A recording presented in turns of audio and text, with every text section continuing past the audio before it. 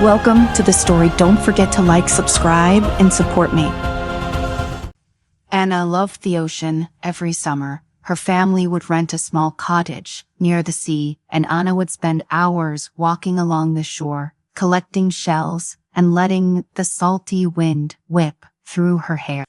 The rhythmic sound of the waves crashing against the rocks felt like a song, a melody just for her. This summer, however, felt different.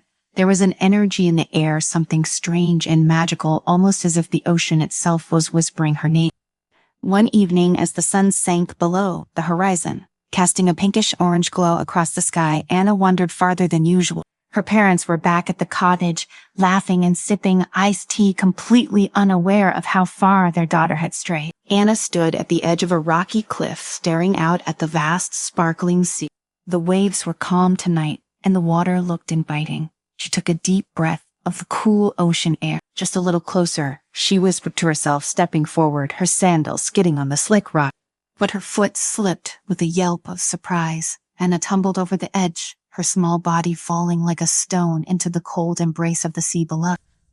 She gasped, her lungs filling with salty water as the world turned dark and muffled. Panic surged through her as she kicked and thrashed, desperate for air. The surface seemed so far away. Just as her vision began to blur, something brushed against her leg. She felt herself being lifted, gently but firmly. Blinking through the water, she saw a sleek shape moving beside her, smooth gray skin glistening in the moonlight filtering through the waves. A dolphin. Anna's eyes widened in disbelief as the creature nudged her upward, carrying her toward the surface. She broke through the water, coughing and gasping, but the dolphin didn't stop. It swam swiftly, taking her deeper into the ocean. "Hold on," a voice said, echoing in her mind. Anna's heart raced. Who had spoken? She was too tired to fight, too shocked to question the fact that a dolphin was not only saving her, but speaking to her somehow. As they moved through the water, the dolphin turned its head slightly toward her, and Anna swore she could see intelligence in its eye. "My name is Shenanigans," the voice continued. The world around her shifted. One moment they were gliding through dark, mysterious depths, and the next, the water became warmer, clearer, and filled with light. Glowing coral reefs stretched out beneath them, and colorful fish darted by in shimmering schools. They passed through a massive archway of ancient stone, covered in vibrant sea plants, and entered a breathtaking city. Aquaterre, the city sprawled beneath them, a kingdom of glowing towers made of coral and seashells, with gardens of swaying seaweed and creatures of all shapes and sizes moving about in harmony. It looked like something out of a dream. Anna had always imagined what it would be like to live under the sea, but nothing could have prepared her for that.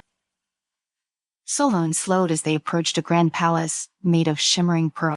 Guards merfolk with long flowing hair and tails like gleaming silver stood at the gates, their tridents crossed in a protective stance.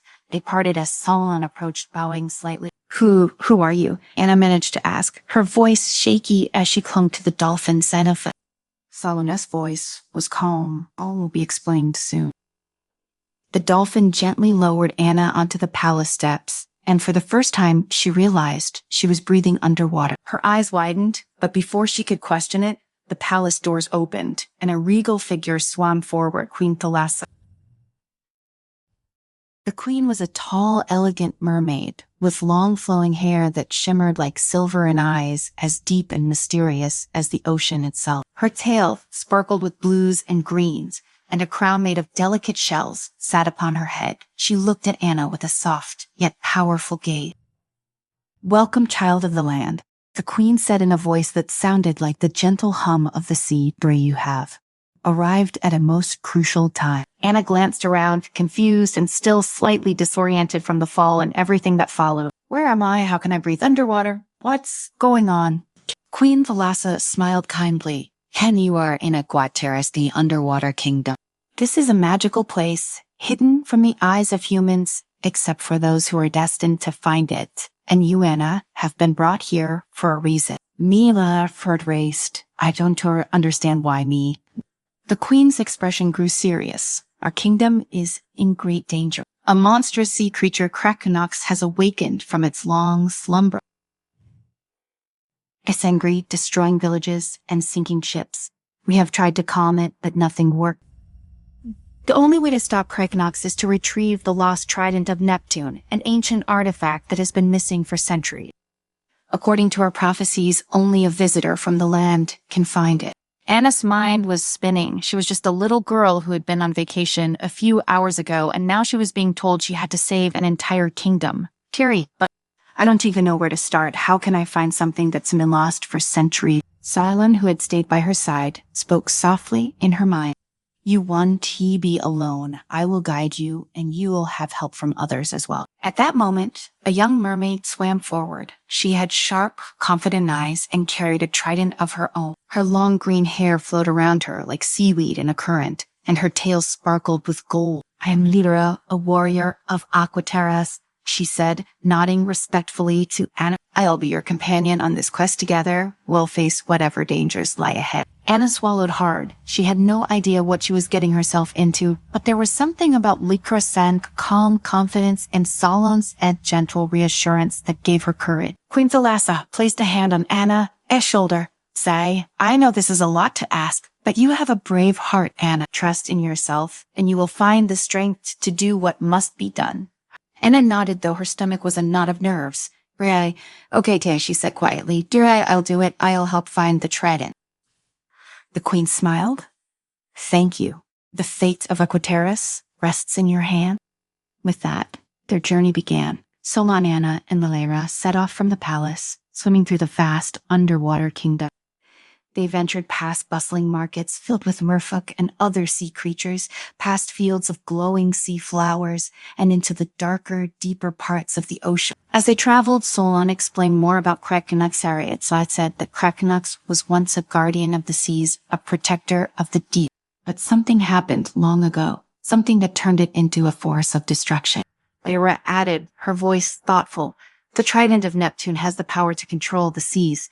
If we can find it, we can restore balance. But the journey was far from easy. The deeper they swam, the darker and more dangerous the ocean became. Anna had never imagined how vast and mysterious the underwater world truly was. They passed through a forest of giant kelp that swayed like silent sentinels and encountered schools of fish that scattered like glittering shards of light when they approached.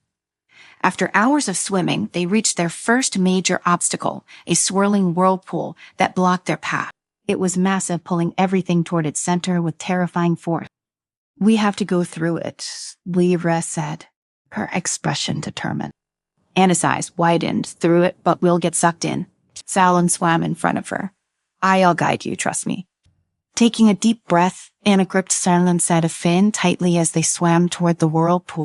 The water around them grew turbulent, pulling them closer and closer to the vortex. Anna's heart pounded in her chest as she felt the pull of the whirlpool's force, but Solon was strong, pushing through the current with powerful stroke. Lyra swam beside them, her movements graceful despite the chaos around them. It took all of Anna's willpower to hold on the whirlpool, threatening to drag them under. But with Solon's guidance, they managed to break free from the swirling currents, emerging on the other side, breathless but unharmed.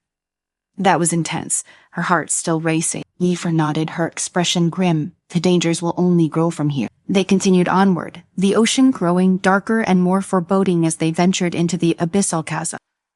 The walls of the chasm rose high around them, casting eerie shadows as they descended into the unknown. Anna felt a chill run down her spine. They were getting closer to the trident, but with each passing moment, the dangers grew more real. The deeper they ventured into the abyssal chasm, the colder and darker the water became. Anna's fingers were starting to go numb, and the sense of dread that had crept into her heart earlier now weighed heavily on her. Solon swam silently beside her, ever vigilant, while Lyra led the way, her trident glowing faintly in the dimness.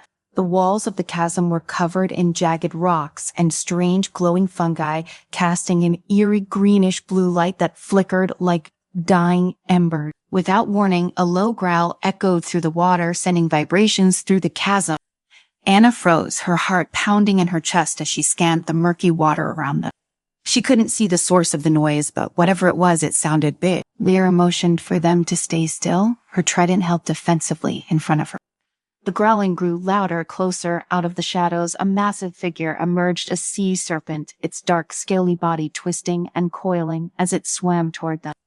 Its eyes gleamed like molten gold and its jaws opened wide, revealing rows of razor-sharp teeth. Anna's breath caught in her throat. The creature was at least 50 feet long, its body rippling with muscle as it glided through the water, circling them like a predator sizing up its prey.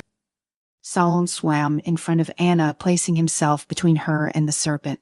"Tiari, stay behind me," he said, his voice calm but tense. Lyra tightened her grip on her trident, her eyes narrowing as she prepared for a fight. "We have no choice," she whispered. "Ilka, we have to go through it." The sea serpent lunged forward, its jaws snapping just inches from Lyra's face. She dodged swiftly, striking out with her trident and driving the creature back. The serpent let out a roar of rage, thrashing violently as it tried to coil around them. Anna felt a surge of panic rise within her. How were they supposed to defeat something so massive? She wasn't a terror warrior like Lyra, and she didn't have the strength of Solon. But then she remembered Queen Thalassa's words. She wasn't T alone. "Lyra, Solon," Anna shouted, her voice shaking but determined.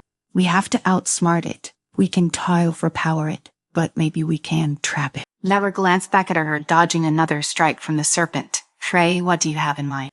Anna thought quickly, her mind racing. The rocks, the walls of the chasm. If we can lure the serpent into one of the tighter passages, it could get stuck. Solon's eyes glimmered with understanding. "Shiri, I'll lead it. Lyra, follow. Anna, be ready." Without hesitation, Solon darted toward the serpent, swimming in quick, sharp movements to draw the creature's attention. The serpent hissed and snapped its jaws, turning its massive body to pursue him. Solon led it toward a narrow passage between two large rock formations. Now Solon called. Lyra grabbed Anna, Solon's hand, pulling her toward a different path. As Solon lured the serpent into the tight passage, the creature followed, its massive body twisting and thrashing as it tried to squeeze through the narrow opening. But as Anna had predicted, the serpent's size worked against it. Its long body became wedged between the rocks, unable to move forward or backward. The serpent roared in frustration, its tail thrashing wildly, but it was trapped. Anna let out a shaky breath, her legs trembling with relief. "We did it," she whispered, her voice barely audible over the creature. "Sound and rage." Lyra nodded, her expression serious. "That was quick thinking, Anna. We need to keep moving before it breaks free." They continued deeper into the chasm, the sound of the trapped serpent fading behind them. Anna's heart still raced, but she felt a new sense of determination. She had faced one of the ocean's deadliest creatures and survived. If they could get through that, they could find the trident. The walls of the chasm began to widen again, and the eerie glow of the sea plants grew stronger, illuminating their path. Up ahead, they could see a massive structure, an ancient temple carved into the side of the chasm. It was covered in intricate carvings of sea creatures and symbols Anna couldn't understand, but she knew without a doubt that this was where the trident lay. They swam toward the entrance, a large archway flanked by statues of merfolk holding tridents of their own. As they approached, Anna felt a strange energy in the water around her, a sense of power and history, as if the very stones of the temple held memories of the past. Lyra motioned for them to enter, and they swam into the dark, echoing halls of the temple. The interior was vast and filled with towering columns, each one adorned with more carvings and strange glowing symbols. In the center of the room, on a raised platform, stood a pedestal, and resting on that pedestal was the trident of Neptune. It was a magnificent sight. The trident gleamed with an otherworldly light, its 3 prongs sharp and deadly. The shaft was made of polished silver etched with symbols that seemed to shimmer and change as the light hit them. Anna felt drawn to it, as if the trident itself was calling to her. "We found it," she whispered, her voice filled with awe. But before she could reach for the trident, the ground beneath them began to rumble. The water around them swirled violently, and from the shadows of the temple, another figure emerged, a massive creature, larger than the serpent, with dark, coiling tentacles and eyes that glowed with malice. Krakena. The sea monster's sudden roar echoed through the temple, shaking the very wall. And as Hara stopped, this was the creature they had been warned about, the one that had been terrorizing Aquaterris, and it was here, standing between them and the trident. Lyra raised her trident, ready for battle, but Anna knew this was different. Krakenux wasn't treat like the serpent. They couldn't just trap it. They had to calm it to find a way to communicate. Anna stepped forward, her eyes fixed on the trident. She could feel its power, and she knew what she had to do. "I can stop it," she said, her voice steady. Lyra hesitated, then nodded. Anna swam toward the pedestal, her heart pounding in her chest. As her fingers closed around the trident, a surge of energy shot through her. She gasped, feeling the ancient power flow into her, filling her with strength and knowledge. Krykonox roared again, its tentacles lashing out, but Anna didn't to flinch. She raised the trident high, and as she did, the water around them seemed to still. A strange calm settled over the temple, and Krykonox paused, its glowing eyes fixed on the trident. In that moment, Anna understood Krykonox wasn't angry. It was scared. It had been awakened from its slumber, confused and disoriented, and had lashed out in fear. The trident wasn't just a weapon. It was a key to the sea, a way to communicate with its creature. Slowly, Anna lowered the trident and spoke softly, her voice carried by the magic of the artifact.